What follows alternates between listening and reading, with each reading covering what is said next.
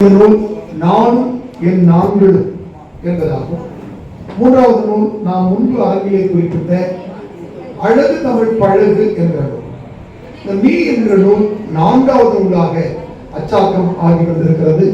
அவருடைய தொடர் இலக்கிய பணிகள் வாழ்க்கையுடைய பல்வேறு சூழல் இங்கே இயங்கிக் கொண்டிருக்கிறாங்க. அவனது மகனும் மருமகன்கள் தான். நீங்க பாத்தீங்கன்னா அவருடைய குடும்பமே அவருக்கு ஒத்துழைப்பு தந்து கொண்டிருக்கிற நிலையில் தனது நான்காவது நூலை ஒரு நாடாளுமன்ற உறுப்பினர் நாடாளுமன்ற உறுப்பினரை கொண்டு வெளியிட்டு திராவிட இயக்க தமிழர் பேரவையினுடைய சுபவி ஐயா அவர்களுடைய ஆய்வுரையோடு வெளியிட்டு நிறைவாக அரங்கம் நிறைகிற வரையில் காசிமுத்து மாணிக்கமும் ஐயா ஏர்வாடியாரும் இருக்கிற இந்த அவையில் நமது அன்பிற்குரிய நூலாசிரியர் இன்றைய விழாவின் நாயகி உமா சுப்பிரமணியன் அவருடைய ஏற்புரை இடம்பெறுகிறது. நமது கைத்தட்டங்களால் அன்பினையும் வாழ்க்கையையும் தெரிவித்து வருகிறது.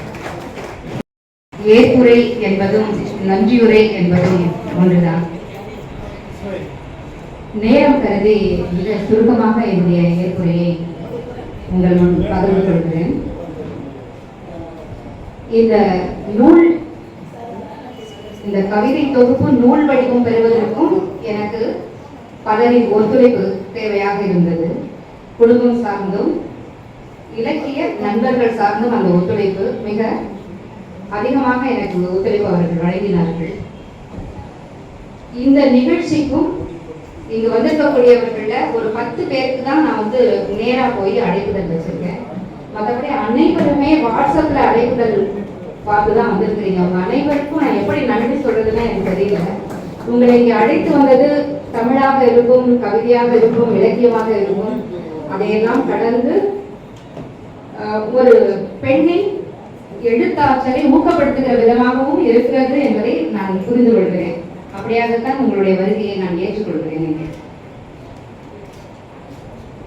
இந்த தொகுப்பை நான் ஏன் என்னுடைய இணையருக்கு வழங்குகிறேன் அப்படின்னா, அதுக்கு ஒரு காரணங்கள் சொல்லணும் அப்படின்னா, நேரம் மிகுந்து தேவைப்படும். ஒரு பிறந்த வீட்டிலிருந்து ஒரு பெண் புகுந்த வீட்டிற்கு வாழ்வதற்காக வருகிற போது அங்கே சூழ்நிலை அவள் எதிர்பார்க்கிற விதமாக அமைவது என்பது சொல்ல முடியாது. அவள் நினைச்சு வந்த கற்பனையும் கனவுகளும் அங்க நடைமுறைக்கு வருமா அப்படிங்கிறது மிகப்பெரிய கேள்விக்குறியாக இருக்கும். எழுத்தாற்றல் இது மாதிரி கவிதை எழுதணும், கற்பனை இருக்கு, அதுக்கான புத்தகங்களை தேடி படிக்கணும் அப்படிங்கிறது தனிப்பட்ட ஆர்வமாக இருந்தாலும், அவர் வழக்கறிஞர் சவுந்தரராஜன் உதயன் சார் சொன்னது மாதிரி எனக்கு ஒரு புத்தகம் வேணும்னா கூட எந்த புத்தகமும் அந்த கடைகளை தேடி வாங்கிட்டு வந்து கொடுக்கறது, ஒரு நண்பர்கிட்ட இந்த புத்தகம் எடுத்து வாங்கிட்டு வாங்க அப்படின்னா வாங்கிட்டு வந்து கொடுக்கறது, இந்த மாதிரியான ஒத்துழைப்புகள் அப்படிங்கிறது ஒரு பெண் இந்த சமூகத்தில் தன்னுடைய ஆற்றலை வெளிப்படுத்திக் கொள்வதற்கு இந்த ஒத்துழைப்பு என்பது குடும்பம் சார்ந்த தேவையாக இருக்கிறது. பெண்ணிய சிந்தனையை வெளிப்படுத்திக்கிற கவிதைகள் நான் பெருசா எழுதுனதே இல்லை. ஏன்னா என் குடும்பத்துல ஆண் ஆதிக்கம் என்பதே இல்லை. என் குடும்பத்தில் பெண்ணை கொண்டாடுகிறவர்களாக இருக்கிறார்கள். என் பிறந்த வீட்டில் என் அப்பா பெருசா வெளிப்படுத்திக்க மாட்டார். ஆனாலும் நான் திருமணம் செய்து கொண்டு போன பிறகு ஒரு 2 மாதங்களுக்கு பிறகு நான் வந்தபோது சொன்னார், நல்லா வச்சிருக்காங்களா, நல்லா இருக்கியா என்று கேட்டார்கள். நல்லா இருக்கேன், நீ சொல்றதுதான் எனக்கு தெரியும், நான் பார்க்க முடியாது. உனக்கு ஏதாவது ஒரு ஆபத்துனா ஒரே பீச் ரோடு தான் நடந்து வீட்டுக்கு வந்துருமான்னாரு. ஏன்னா நான் திருமணம் செய்து கொடுக்கும் போது 91ஆம் ஆண்டு திருமணம் நடந்தது. அப்பெல்லாம் அதிகமா பெண்கள் தற்கொலை என்பது வரிசையா இருந்தது. என் வயது ஒத்த பிள்ளைகள், என்னோட படித்த பிள்ளைகள்லாம் நிறைய பேர் தற்கொலைகள்ல இறந்து போனாங்க. ஒண்ணு வரதட்சணை பிரச்சனை, மாமியார் கொடுமை, நாத்தனார் கொடுமைன்னு வரிசையா இருந்தது. அதுல ஒரு பெண்ணுடைய மரணத்துக்கு எது காரணமாக இருந்ததுன்னா, அவங்களுடைய தாய் தந்தை சொன்ன ஒரு புத்திமதி தான். 2-3 தடவை நீ கோச்சிக்கிட்டு வந்துட்ட, அடுத்த வாட்டி வந்தா கணவனோட தான் நீ வரணும், தனியா வரக்கூடாதுன்னு சொன்ன உடனே அந்த சூழலை எங்க போறதுன்னு தெரியாம அந்த பொண்ணு தற்கொலையை தேர்ந்தெடுத்தது. இதை வெளிப்படுத்த எங்க அப்பாவுக்கு தெரியல. ஆனா ஒரே ஒரு வார்த்தை சுருக்கமா சொன்னது, நல்லா வச்சிருந்தாங்கன்னா இரு, இல்லைன்னா பஸ்ஸுக்கு காசு கூட எதிர்பார்க்காத நடந்தே வந்துரு அப்படின்னா. அப்படி பெண்ணுக்கு பாதுகாப்பும் பெண்ணை கொண்டாடுகிறவர்களாகவும் என் பிறந்த வீட்டு குடும்பம் சார்ந்த ஆண்கள் இருக்கிறார்கள். ஆகவே எனக்கு அந்த பெண்ணிய சிந்தனை கவிதைகளை எழுத்து மூலியமா வெளிப்படுத்திக்கணுங்கிற ஒரு எண்ணமே எனக்கு தோணலை. ஆனால் இப்பொழுது ஏன் தோன்றுகிறது அப்படின்னா, வெளியில வந்திருக்கேன். ஒரு 15-18 வருஷமா நான் வெளியில வந்திருக்கேன். இலக்கிய அமைப்புகளுக்கு அது வெளியில வரும்போது சக பெண்களோடு பேசுகிற போது அவர்களுடைய வாழ்க்கையெல்லாம் பதிவு செய்யும் போது இந்த மீ தொகுப்புல என்னுடைய என்னுடைய அக வாழ்க்கையின் மகிழ்ச்சியை நான் நிறைய கவிதைகளாக பகிர்ந்துருக்கேன். ஆனா அதே நேரத்துல சமீபத்துல ஒரு 6 மாத காலத்துக்கு முன்னாடி சமீபத்துல ஒரு பெண் சந்தித்த போது அவங்க சொன்னாங்க, என்னவோ தம்பதியம் சொல்றாங்க, தாம்பத்தியம் சொல்றாங்க, என்னமோ சொல்றாங்க, என் கணவர் எனக்கு ஒரு முத்தம் கூட கொடுத்ததில்லை, ஆனா 2 குழந்தை பெற்றிருக்கிறேன்னு சொல்லி சொல்லி கண்ணீர் அவங்க அழுததை என்னால் தாங்கிக்கவே முடியல. இது 6 மாதங்களுக்கு முன்னாடி எனக்கு தெரிஞ்சு. இதை பெண் அமைப்பின் நூல் 5ஆம் ஆண்டு விழாவில் மகாலட்சுமி அப்படிங்கிறவங்க கூட இதை பதிவு பண்ணி பேசினாங்க. அப்படி என்றால் அந்த வாழ்க்கை எப்படியாக இருக்கிறது, பிள்ளை பெறுகிறது ஒரு இயந்திரமாக கருவியாக தான் ஒரு பெண் அங்கே இருக்கிறாள். ஒரு கணவன் இடத்துல ஒரு முத்தம் கூட கிடைக்காத ஒரு வாழ்க்கையா போயிடுச்சு அப்படிங்கிற ஒரு இது பார்க்கும்போது, நான் என்ன பெருவாழ்வு வாழ்கிறேன்னு எப்படி நான் பெருமிதம் கொள்வேன் என்று எனக்கு ஒரு மன அழுத்தமும் மன வருத்தமும் எனக்கு இருந்தது. அதனால இந்த கவிதை தொகுப்பின் நிறைவுல ஒரு முத்தம் தராத கணவன் 2 குழந்தை தந்தாங்க கவிதையை நான் அதை பதிவு பண்ணியிருக்கேன். ஏன்னா என்னுடைய அகவாழ்வு மிக சிறப்பானது. என் குடும்பம் சார்ந்த ஆணாதிக்கமே இல்லை. கொண்டாடுகிறார்கள் தம்பிகள், சக உதிரங்கள் கொண்டாடுகிறார்கள். என்னுடைய 4 தம்பிகளும் என்னுடைய அறிவாற்றலை மதிக்கிறாங்க, ஊக்கப்படுத்துறாங்க. என் கணவரும் அதே சமம் தான் சொல்றேன். 4 தம்பிக்கு ஒரு கணவர் சமமாக என்னை கொண்டு போறாங்க. குடும்பம் சார்ந்த அந்த ஒத்துழைப்பு இருந்தால் மட்டுமே ஒரு பெண் எழுத்தாற்றலாக இருக்கலாம், பாடுபவராக இருக்கலாம், அவங்களுக்குள்ள எந்த ஆற்றலாக இருந்தாலுமே இந்த சமூகத்திற்கு வெளிப்படுத்த ஒரு வாய்ப்பு கிடைக்கும். அங்கே குடும்பத்துக்குள்ள முடக்கிட்டாங்க அப்படின்னா வரவே முடியாது. எங்க வீடுகள்ல ஆம்பளை பொம்பளை அப்படின்ற ஒரு இதுவே கிடையாது. பொதுவான யாரும் பெரியார் கொள்கை உள்ளவங்களும் கிடையாது. எல்லாமுமாகவே நாங்கள் இருக்கிறோம். ஆனால் நன்றாகவே இருக்கிறோம். ஒருவரை மதிக்கக்கூடியவர்களாகவே இருக்கிறோம். ஆகையால் இந்த கவிதை தொகுப்பை என் இணையருக்கு மிகுந்த காதலோடு, ஏன்னா பெண்கள் காதல்ங்கிற வார்த்தையை உச்சரித்தாலே இங்க பெரிய ஒரு அசிங்கமான ஒரு இதுவாக தான் நினைக்கிறாங்க. ஏன்னா நான் இந்த விடியலை நீ கவிதை தொகுப்புல நானும் என் கவிதை தொகுப்புல ஒரு கவிதை எழுதியிருந்தேன். அதுக்கு ஒரு 4 பேர், ஒரு ஐயாக்கள் 4 பேர் 4 நாளாக தொடர்ந்து ஃபோன் பண்ணி எனக்கு கேட்டாங்க, ஒரு பெண்ணாக இருந்து கொண்டு நீங்கள் எப்படி இதை பதிவு செய்யலாம் என்று கேட்டாங்க. விந்து வழி வந்தவன் விந்தை பல செய்தவன் அப்படி இந்த அறிவியல் பூர்வமாக தான் அந்த கவிதை போச்சு. அதையே அவர்கள் தாங்கிக் கொள்ள முடியவில்லை. ஆணும் பெண்ணும் சமம் தான், இதை பிடரியை பிடித்து சொல்லுன்ற ஒரு வரிக்கு ஒரு ஐயா போன் பண்றாரு. பிடரியை பிடித்து சொல்லு ஏமா நீங்க பதிவு பண்றீங்க, பிறதறிய எடுத்து சொல் அப்படின்னு தன்மையா சொல்ல வேண்டியதுதான். ஆக பெண் என்பவள் மிக தன்மையாக கீழ் நோக்கி போய்கொண்டே இருக்க வேண்டும் என்று எதிர்பார்க்கிறார். ஆக அந்த மாதிரியான ஒரு குடும்பம் அமைந்தால் பெண் என்பவர் எந்த துறையை சார்ந்தவளாக இருந்தாலும் வெளிவந்திருக்கவே முடியாது. ஆக என்னுடைய ஒத்துழைப்பு நல்கி எல்லாருக்குமே நான் நன்றி சொல்லுகிற ஒரு இடமாக இந்த ஏற்புரையை நான் ஏற்றுக்கொள்கிறேன். இந்த கவிதை தொகுப்புக்கு அணிந்துரை வழங்கி சிறப்பித்த TKC இளங்கோவன் ஐயா ஒரு இலக்கியவாதியாகத்தான் எனக்கு அவரை தெரியும். அவருடைய தந்தையாருடைய படைப்புகளை நான் படித்திருக்கிறேன். மிக விளிம்பு நிலை மக்களுடைய வாழ்க்கையெல்லாம் மிக அழகாக பதிவு பண்ணியிருப்பார். அண்ணாவின் எழுத்தும் அவர் எழுத்தும் ஒரே மாதிரி இருக்கும். அப்படிதான் எனக்கு அவர் அறிமுகம். இங்கு பார்க்கிற போது ஒருத்தர் சொன்னார், என்னங்க அரசியல் மேடம் மாதிரி இருக்குன்னு. இல்லை, அரசியலை கடந்து ஒரு இலக்கியம் இருக்கிறது. அப்படி ஒரு இலக்கிய பிணைப்பாக தான் நம்ம அவர்களை எல்லாம் நாங்கள் அழைத்திருக்கிறோம் என்று. அதே மாதிரி சுபவி ஐயா, அவர் குரல்ல நம்ம நிறைய கொள்கைகள் பற்றியும் புரட்சி பேச்சுகள்லாம் பேசியிருக்கோம். ஆனால் அவர் மிகவும் தன்மையானவர், எளிமையானவர். பெண்களுடைய அந்த அந்த எழுச்சியை அவங்க வெளிவர நினைக்கிற போது அதை ஊக்கப்படுத்தக்கூடிய ஒரு நபராக எனக்கு அவர் தெரியும். அதனால தான் நான் அவரை இதில் அழைச்சிருந்தேன். அவருக்கும் நான் அதில் நன்றி சொல்லிக்கிறேன். இந்த அதாவது ஒரு தொகுப்புன்னு நம்ம உருவாக்கணும் அப்படின்னா யார்கிட்ட அணிந்துரை வாங்கணும்னு இந்த நூலாசிரியர்களோட ஆசை இருக்கும்.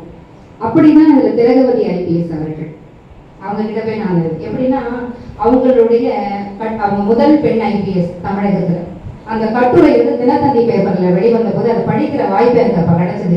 87 நினைக்கிறேன், அது சரியா ஞாபகம் இல்லை. அப்ப எங்க வீட்டுல ஒருத்தர் குடியிருந்தார், ஒரு டைலர் ஒருத்தர் குடியிருந்தாரு. அவருக்கு கோபம் வந்தா தன்னுடைய மனைவியை போட்டு அடிப்பார், பயங்கரமா அடிப்பார். அவர் பேர் தசரதன், பேரே இப்பதான் ஞாபகம் வருது. அதனால அவர் பேர் ஞாபகம் வருது, பேசும்போது எனக்கு ஞாபகம் வந்துருச்சு. அவங்க மனைவி பேர் குணசுந்தரி. இவர் அடிப்பாரே அவங்க வாங்கிப்பாங்க. இதை நான் ஒரு நாள் பார்த்துட்டு அவர் அடிச்சுட்டு போன கூட கேட்டேன், ஏன் இவர் மாடு மாதிரி உங்களை அடிச்சிருக்காரு, கண்ணாடி வலையெல்லாம் உடஞ்சி பிடிச்சிருக்கேன், மாடு மாதிரி அடிச்சிருக்கேன். அப்ப அவர் எங்க அம்மாட்ட சொன்னது, பாத்தீங்களா உங்க பொண்ணுக்கு தினத்தந்தி பேப்பர் வாங்கி கொடுக்குறீங்க, அதுலயே அந்த திலகவதியோட பேட்டியை படிச்சதுல இருந்து அதை பேசுது இல்லை. அப்போ நமக்கு பொது அறிவு ஒரு செய்திகளை தெரிந்து கொள்ளும் போது பெண் பேசுவாள், பெண் வந்து இப்படி எல்லாம் சிந்திப்பாள், அப்ப அதை முடக்கணும் அப்படின்னா அவளுக்கு படிப்பு கொடுக்கக்கூடாது அப்படிங்கிற ஒரு விஷயம்லாம் அதுல இருக்கு அப்படிங்கிற புரிதலே எனக்கு வெகு நாட்களுக்கு பிறகுதான் வந்தது. திலகவதி அம்மா பார்க்கும்போது நான் அதை சொன்னேன். நான் இதுல இப்படியெல்லாம் கூட வச்சுருக்காங்களா அப்படின்னு அவங்க சொன்னாங்க. அத்தகைய புரட்சியை ஒரு எண்ணத்தை ஏற்படுத்திய திலகவதி அம்மையார் அவர்களிடத்துல நான் வந்து அணிந்துரை வாங்கணும்னு நினைச்சேன். மிக சிறப்பான ஒரு அணிந்துரையை அந்த மீ என்கிற அந்த எழுத்துக்கான பொருட்களை எல்லாம் தேடி எனக்கு சிரமம் வைக்காம, ஏன்னா பேர் கேட்டாங்க மீனா என்னம்மா முன்னாடி சொல்லியிருக்கேன் எனக்கு அப்படின்னு கேட்டாங்க. அவங்க திலகவதி எழுதியிருக்காங்க பாருங்க, எனக்கு வந்து வேலை வைக்காம அவங்க எழுதியிருக்காங்க அப்படின்னு சொல்லியிருந்தாங்க. அந்த மாதிரி சிறப்பா ஒரு அணிந்துரையை வாழ்த்துறையை அவர் பாக்கியராஜ் சார் அவர்கள் அணிந்துரையெல்லாம் வழங்கினது போக என்னை உட்கார வைத்து பேசினார், சில கவிதைகள் எல்லாம் பேசினார். இன்னைக்கு தினமும் அவர் வளைகுடா நாட்டில் தமிழ்ச்சங்க நிகழ்வுல இருக்காரு, ஏன்னா இன்னைக்கு இந்த நிகழ்வுல வந்திருப்பாரு. அவருக்கும் என்னுடைய நன்றியை நான் தெரிவிச்சுக்கிறேன். அது போக இந்த பெண் அமைப்புல இணைந்த பிறகு அதுக்கு முன்னாடி பார்க்கும்போது ஒரு மேடைன்னா என்னுடைய மேடையாக இருந்தால் கூட 3 புத்தகங்கள் வெளியிட்டிருக்கேன். 2 பெண்களை தான் நான் மேடையில் அமர்த்தியிருக்கேன். ஏன்னா அப்படிதான் கிடைச்சாங்க, அப்படிதான் நம்ம பழகி இருந்தோம். பெண் அமைப்புக்கு நான் உறுப்பினராக வந்த பிறகு என்னுடைய புத்திக்குள்ள என்ன வந்துச்சுன்னா, மேடை என்றால் சரிசமமாக இருக்க வேண்டும், 3 பெண் என்றால் 3 ஆண் அங்கே இருக்க வேண்டும் என்று அது வந்து ஒரு விருப்பத்தின் அடிப்படையில தான் இன்னைக்கு இது அமைத்திருக்கும். வாழ்த்துறை வழங்க இருந்த வரவேற்புரை வழங்க இருந்தவர் வர முடியல. அதற்கான வாய்ப்பை வந்து தோழி ரமா அவர்களிடத்துல போயிட்டு மிக சரிசமமாக நம்முடைய நாடும் அப்படிதான் சரிசமமாக இருக்க வேண்டும், எந்த மேடையாக இருந்தாலுமே ஆணும் பெண்ணும் சரிசமமாக இருக்க வேண்டும் என்ற ஆசையில் இந்த மேடையில் அமர்த்தப்பட்டதுனால எல்லாரும் வந்து ஒத்துழைப்பும் கொடுத்திருக்கிறீங்க. உங்கள் அனைவருக்கும் எனக்கு நான் நன்றியை தெரிவிச்சுக்கிறேன். இன்னும் சொல்றதுக்கு நிறையவே இருக்கு. பசி நேரம் என்பதால் நான் வந்து நன்றி உரைக்கு வழி விட்டு ஏற்புரையை இதோடு நிறைவு செய்து கொள்கிறேன். வந்திருந்து இந்த நிகழ்ச்சிக்கு வந்து ஒத்துழைப்பு கொடுத்த உங்கள் அனைவரையும் குறிப்பா ஒண்ணு மறந்துட்டு பாருங்க, நேற்று நைட்டு 12 மணிக்கு மேல போயிட்டு 3 மணி வரையும் போஸ்டர் ஓடி இருக்காங்க. என்னுடைய மருமகன் மகள் எல்லாருமே எனக்கு வாய்த்த மருமகன்கள் வந்து மகன் மாதிரி வாய்க்கவே இல்லை. எல்லாரும் சொல்லுவாங்க மருமகன் கிடைச்சா மகன் மாதிரி கிடைக்கணும், எனக்கு மகன் மாதிரி கிடைக்கவே இல்லை. நல்ல நண்பர்களாக கிடைத்திருக்கிறாங்க. அந்த நண்பர்களாகிய மருமகன் விக்னேஷ் அவர்களுக்கும் வில்சன் அவர்களுக்கும் உலகநாதன் அவர்களுக்கும் என்னுடைய மகள்கள் அஸ்வினி, கிருத்திகா, தீபிகா மற்றும் என்னுடைய சக உதிரன்கள் அனைவருக்கும் எனது நன்றியை, உங்கள் அனைவருக்கும் எனது நன்றியை தெரிவித்துக் கொள்கிறேன். யாருடைய பெயராவது விட்டு போயிருந்தால் ஆமா. இன்னொரு முக்கியமான விஷயம் நான் சொல்லணும். தேர்தல் வேலையில ரொம்ப பிஸியா இருந்தார் காசிமுத்தி மணிக்கும் சார். அதனால அவர் ஒரு அழைப்பு கொடுக்கறதுக்குலாம் நேரமே இல்லை. அவர் சுற்றுப்பயணங்கள்லாம் முடிச்சுட்டு வந்து உட்கார்ற நேரத்துல வாட்ஸ்அப்ல தான் நான் அனுப்பிச்சேன். ஆனாலும் ஒரு கவிஞருக்கு தான் தெரியும், ஒரு கவிஞரை போய் கூப்பிட்டதும் வந்து போய் பாராட்டணும் அப்படின்னு. அவருக்குமே வந்து மகளிரை முன்னிறுத்துவது, மகளிரை மேம்படுத்துவது அப்படிங்கிறதெல்லாம் முழு எண்ணம் உள்ளவர் அவர். அதனால அழைச்சதுமே இன்னைக்கு வந்து இந்த நிகழ்ச்சியின் நிறைவு வரைக்கும் கலந்து கொண்டு ஒத்துழைப்பு நல்கி இருக்கிறாங்க எல்லாருக்கும். நம்ம உதயன் சார் அவர்களுக்கும், சவுந்தரராஜன் சார் அவர்களுக்கும், ஏர்வாடி ஐயா அவர்களுக்கும், அமுதா பாலகிருஷ்ணன் ஐயா, ஏதோ ஒரு நிகழ்ச்சிக்கு போனோம். இந்த ரிசப்ஷனுக்கு போறதுக்காக ட்ரெஸ் எல்லாம் பண்ணிட்டு வந்து உட்கார்ந்து இருக்காரு, அவர் நம்ம விடாம பிடிச்சி வச்சிருக்கோம். அது மட்டும் இல்லாம பரமக்குடியிலிருந்து வந்திருக்கக்கூடிய கள போராளி அவங்க ராமலட்சுமி அம்மா அவர்களுக்கும், ஜான்சி ராணி அவர்களுக்கும், பெண் அமைப்பின் நிறுவனர் நர்மதா மேம் அவர்களுக்கும், எல்லாருக்கும் யார் பேரையாவது நான் விட்டுருந்தா, தீபா இளவரசி நான் விட்டதெல்லாம் அவங்க எடுத்து கொடுக்குறாங்க. அனைவருக்குமே, என் குடும்பம் சார்ந்து வந்திருக்கக்கூடிய அனைவருக்குமே, தம்பி மனைவிகள் வந்திருக்காங்க. சீனிவாசன், திருமதி ரம்யா சீனிவாசன், திருமதி கவிதா கமலக்கண்ணன். ஏன்னா இந்த குடும்ப ஒத்துழைப்புங்கிறது ரொம்ப முக்கியம்.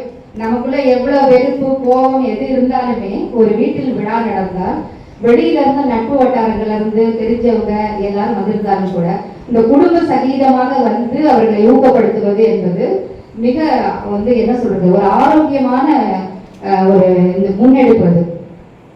இந்த ஒரு விஷயம் தான் நமக்கு இதுல யாராவது வரலைன்னா ரொம்ப மனக்குறைவா இருக்கும், யாரும் வரலைன்னாலுமே. ஸோ அந்த அளவுக்கு இந்த நிகழ்ச்சியை மிக நிறைவு செய்து கொடுத்திருக்கிறீங்க. நீங்க அனைவரும் வருகை தந்து அனைவருக்கும் எனது நன்றியை தெரிவித்துக் கொள்கிறேன். சுபவி ஐயாவுக்கு மிகப்பெரிய நன்றியை தெரிவிக்கணும். ஐயா வந்து முன்னாடி 31ஆம் தேதி மார்ச் 31 நான் தேதி கொடுத்தேன். அவங்க தான் சொன்னாங்க, இந்த தேர்தல் பரபரப்புல அப்படிலாம் வச்சிங்கன்னா வரது போறதெல்லாம் ரொம்ப கஷ்டமா இருக்கும், அதனால வந்து அப்படியே ஏப்ரல் 21 கொண்டு போயிருங்க. எல்லாரும் அமைதியா வந்து ஒரு கவிதையை பத்தி பேசுவோம் எல்லாருமே, அப்படி ஒரு நிகழ்ச்சி நீங்க பண்ணுங்க அப்படின்னாரு. ஸோ இந்த பரபரப்பையும் அவருக்கு வேற ஒரு நிகழ்வு இருக்கு, ஆகையால தான் முன்னாடி போயிட்டாங்க. இல்லைன்னா ஐயா இருக்கிற நிகழ்ச்சிகள்ல நிறைவு வரைக்கும் இருப்பாங்க. அவர் இளங்கோவன் ஐயாவுக்கும் ஒரு நிகழ்ச்சி இருக்கு, அதனால அவங்க எல்லாம் கிளம்ப வேண்டியதா இருந்துச்சு. அவர்களுக்கும் நான் இந்த தருணத்தில் நன்றி சொல்லிக்கிறேன். மிகப்பெரிய ஆளுமையான தமிழ் இயலன் ஐயா அவர்கள் முனைவர். அது மட்டும் இல்லாம ஐஏஎஸ் அகாடமியின் நிறுவனர். அவரை பத்தி சொல்லணும்னா அவருக்காக ஒரு விழா எடுத்தே சொல்லலாம். ஐயாவுடைய துணியில அவருடைய தமிழ் கேட்கறது எனக்கு ரொம்ப பிடிக்கும், அவருடைய குரல்ல. அதனால இந்த நிகழ்ச்சியில அவரை வந்து முன்னிருக்கையில் அமர வேண்டிய அவரை நான் வந்து ஒளிபரப்பி நிறுத்தி நிகழ்ச்சியின் தொகுப்பாளராக நிறுத்தியிருக்கிறேன். ஆமா, அது என்னுடைய விருப்பம். இந்த நூல் வெளியிலே மிக விருப்பத்தின் பெயரிலே தான் தொகுக்கப்பட்டிருக்குது எல்லாமே. அந்த வகையில ஐயா அவர்களுக்கும் நான் நன்றி சொல்லிக்கிறேன். அனைவருக்கும் நன்றி, வணக்கம். உங்க பாராட்டுக்களை ஒரு சப்ஸ்கிரைப் மூலமாக சப்போர்ட் பண்ணுங்க. நன்றி. YouTube channel. நன்றி, வணக்கம்.